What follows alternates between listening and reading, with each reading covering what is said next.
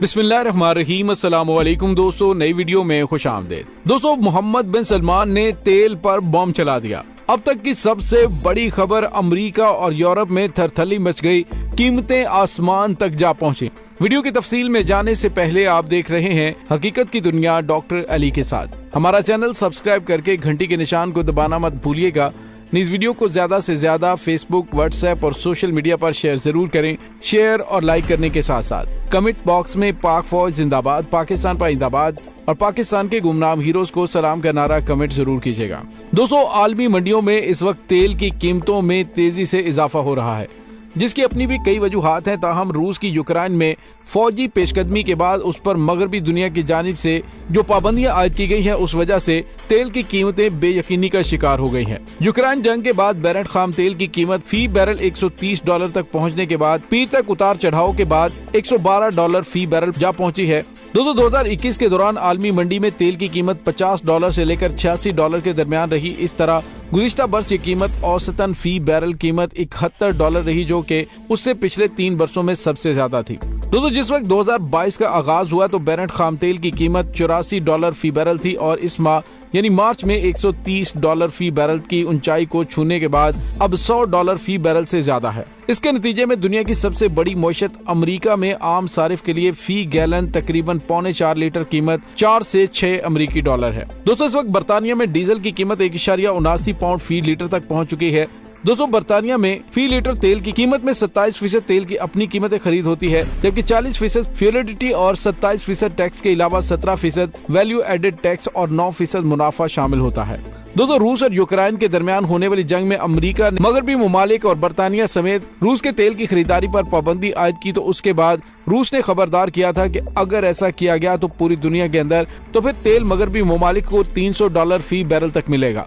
लेकिन दोस्तों, अमेरिका अपनी ताकत के जोर में आगे बढ़ता रहा और उसे ये था कि हम अरब ममालिक को एक टेलीफोन कॉल करेंगे और हमारे सारे मामला सीधे हो जाएंगे। हम उन्हें कहेंगे कि आप अपनी तेल की पैदावार को बढ़ाएं। ये कैसे मुमकिन है कि अरब ममालिक हमारे सामने ना करने की जुर्रत करें। लेकिन दोस्तों, पहले तो अरब ममालिक ने जो बाइडेन की कॉल लेने से ही इनकार कर दिया। जब जो बाइडेन की कॉल लेने से इनकार किया तो उसके बाद बरतानवी वजीर आजम बोरिस जॉनसन खुद चलकर पहुंचे और तेल की पैदावार में इजाफे के हवाले से रिक्वेस्ट की, लेकिन अरब ममालिक ने उसकी ये बात मानने से इनकार कर दिया। अब आज मोहम्मद बिन सलमान ने एक बहुत बड़ा बयान दिया है और दोस्तों, ये बयान खतरे की घंटी है यूरोप और मगरबी ममालिक के लिए, जिन्होंने अमरीकी इमा पर रूस के तेल की खरीदारी के हवाले से सख्त तरीन इकदाम किए हैं। दोस्तों, इस वक्त सूरत हाल ये है कि यूरोपीय ममालिक खास तौर पर अमेरिका की जानिब से पाबंदी लगाने के बावजूद रूस से तेल की खरीदारी कर रहे हैं, लेकिन अमेरिका की जानिब से पाबंदियां आयद करने के बाद सख्त तरीन इकदाम करने की वार्निंग दी गई है। अब मगरबी ममालिक की जानिब से अमेरिका से पूछा जा रहा है कि ये पाबंदियां तो लग गई, लेकिन इसका अल्टरनेट क्या है? तो अब वो अरबों के दरवाजे पर टक्करें मारते हुए नजर आ रहे हैं। लेकिन मोहम्मद बिन सलमान ने कहा है कि अब सऊदी अरब आलमी सतह पर तेल की पैदावार के अंदर तेल की पैदावार में किसी किस्म का कोई किरदार अदा नहीं करेगा, यानी उसकी कीमतों को स्टेबल करने के लिए यानी उसकी खपत के हवाले से, तेल की पैदावार में इजाफे के हवाले से सऊदी अरब कोई काम नहीं करेगा, ना ही ये सऊदी अरब की जिम्मेदारी है। उन्होंने कहा कि सऊदी अरब की तेल तंसीबात पर हमले हो रहे हैं, हमारे मुल्क शदीद तरीन मसाइल का सामना है, लिहाजा सऊदी अरब आलमी सतह पर तेल की मांग पूरी करने के लिए अमेरिका और मगरबी ममालिक की जानिब से की जाने वाली दरखास्त अमल दरामद नहीं करेगा। दोस्तों, ये बहुत बड़ा झटका है मगरबी ममालिक के लिए और पूरी दुनिया के लिए। अगर सऊदी अरब की जानिब से तेल की पैदावार में इजाफा नहीं किया जाता तो फिर मामलात काबू से बाहर हो जाएंगे, कीमतें आसमान की जानिब पहुंचना शुरू हो चुकी हैं। दोस्तों, याद रहे कि तेल की कीमतों में बेकायदगी के साथ थोड़ा बहुत उतार चढ़ाव तारीख में मुख्तलिफ मौके पर होता रहा है, लेकिन दूसरी आलमी जंग के बाद ऐसा इजाफा नहीं देखा गया, जैसा कि 1973 की अरब इसराइल जंग के बाद उस साल के आखिरी छमाही में देखा गया था। हुआ कुछ यूं था कि 6 अक्टूबर 1973 को शाम और मिस्र की फौजों ने यहूदियों के एक मजहबी त्यौहार यौम किपुर की छुट्टी के रोज इसराइल पर हमला किया और ये हमला 1967 की 6 रोजा जंग में खोए हुए इलाकों को दोबारा हासिल करने की कोशिश थी। इब्तदाई तौर पर ऐसा लगा कि इसराइल शिकस्त खा रहा है। अमेरिका ने इसराइल को कमजोर देखते हुए उसकी मदद का फैसला किया। उस वक्त के अमेरिकी सदर रिचर्ड निक्सन और अमेरिकी कांग्रेस ने इसराइलियों को इजाफी $2.2 अरब फराहम करने का फैसला किया और अमेरिका ने फौरी तौर पर इसराइल के असलहे की नई कुमक रवाना कर दी ताकि वो अरब ममालिक के हमलों का मुकाबला कर सके। सदर निक्सन ने बड़े पैमाने पर हवाई जहाजों पर असलहा और दीगर फौजी इमदादी सामान इसराइल रवाना किया और इसराइल की मदद के लिए एक अमरीकी तैयारा बरदार बहरी जहाज मशरकी बहरा रूम की तरफ रवाना किया। सोवियत यूनियन भी अपने अरब इत्तेहादियों मिस्र और शाम को तेजी से असलहा सप्लाई कर रहा था। जबकि सदर निक्सन ने इसराइल के लिए फौजी इमदाद बढ़ाई तो खलीज फारस के इलाके में तेल पैदा करने वाली रियासतों ने सऊदी अरब की क़यादत में तेल बरामद करने वाले ममालिक की तंजीम ओपेक के तहत अमरीका और कई दूसरे ममालिक को तेल की फरोख्त पर पाबंदी का ऐलान कर दिया। दोस्तों, अरब इसराइल जंग के दूसरे हफ्ते यानी 17 अक्टूबर 1973 को इसराइल की हमायत करने पर अमरीका और इसराइल के हामियों के खिलाफ कार्रवाई करते हुए सऊदी अरब और ओपेक ने तेल की पैदावार में 5% कमी का ऐलान कर दिया, जिससे अमरीका समेत दीगर मगरबी ममालिक में तेल की सप्लाई की शदीद कमी हो गई। 5 ममालिक यानी ईरान, इराक, कुवैत, सऊदी अरब और वेनेजुएला ने 1960 में ओपेक तश्कील दी थी और 1973 तक मजीद 7 ममालिक शामिल होने के साथ ओपेक ममालिक की पैदावार दुनिया में पैदा होने वाले तेल का निस्फ थी। दूसरे, इस पाबंदी का कीमतों पर गहरा असर हुआ। अरब इसराइल जंग से पहले 1972 तक आलमी मंडी में खाम तेल की कीमत $1.8 फी बैरल थी, लेकिन 1973 में ये कीमत औसतन $2.7 फी बैरल तक पहुंच चुकी। ताहम जब अरब इसराइल जंग के बाद पाबंदियां लगी तो तेल की कीमत औसतन $11 फी बैरल तक चली गई। और दोस्तों, उसके बाद दुनिया ने देखा कि अमरीकी मईशत बुरी तरह से तबाह हो गई। उसके बाद अमेरिका ने इस ब्लैकमेलिंग से बचने के लिए अपने मामला सेट कर लिए, अपनी तेल की पैदावार को बढ़ा लिया और दीगर एनर्जीज के ऊपर कन्वर्ट हो गया। लेकिन मगरबी ममालिक जो तेल पर इन्हसार करते हैं, अगर तेल की पैदावार रूस और सऊदी अरब से बंद कर दी गई तो मगरब तकरीबन उजड़ जाएगा, उनकी इंडस्ट्री तबाह हो जाएगी, उनके तमाम मामला जो कि तेल से चलते हैं और तेल हासिल करने के लिए वो किसी भी हद तक जा सकते हैं। लेकिन दोस्तों, अब हालात काबू से बाहर होना शुरू हो गए हैं। सऊदी अरब की जानिब से तेल की पैदावार में इजाफा न करना और कीमतों में कमी न करने के ऐलान ने अमेरिका और मगरबी ममालिक के होश उड़ा कर रख दिए हैं।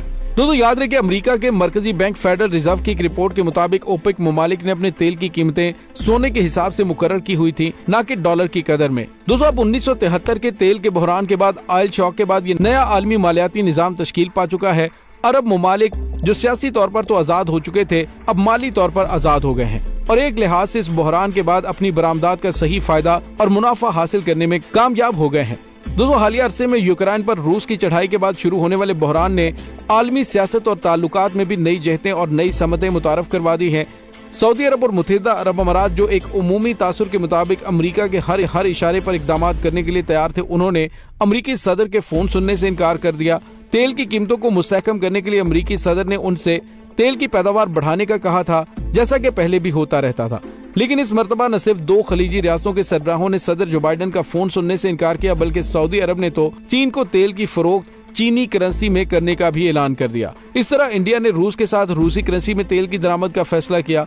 तेल की कीमतों को कम करने के लिए अमरीकी सदर जो बाइडेन की इंतजामिया ने वेनेजुएला की उस हुकूमत से राब्ता किया जिसे वो तस्लीम ही नहीं करता। अमरीका और चंद दीगर मगरबी ममालिक निकोलस मदुरो की जगह हिज़्ब इख्तिलाफ के लीडर खुआन ग्वाइडो को वेनेजुएला का सदर करार देते हैं। अगरचे जो बाइडेन की इंतजामिया ईरान के साथ जोहरी मुआहदे को बहाल करके ताल्लुकात बेहतर करने से पहले ही कोशिशें कर रही है, जिसे सुस्त भी समझा जाता है, लेकिन मौजूदा बहरान में अब कोशिशें की जा रही कि मुआहदे को जल्द अज जल्द बहाल किया जाए ताकि आलमी मंडी में तेल का एक नया सप्लायर आए और कीमतें कम हो सके। दोस्तों, 1974 के आखिर में जब तेल की कीमतों का पहला बहरान खत्म हुआ तो उसके बाद आलमी मंडी में एक तवील अरसे तक तेल की कीमतें मुस्तहकम रहीं, ताहम उसके बाद कीमतें हकीकी मानों में बुलंद रहीं। दोस्तों, अब इस तेल की वजह से ही ईरान के साथ ताल्लुकात भी बेहतर करेगा और जोहरी मुआहदे में वापसी भी अमेरिका की जानिब से होगी।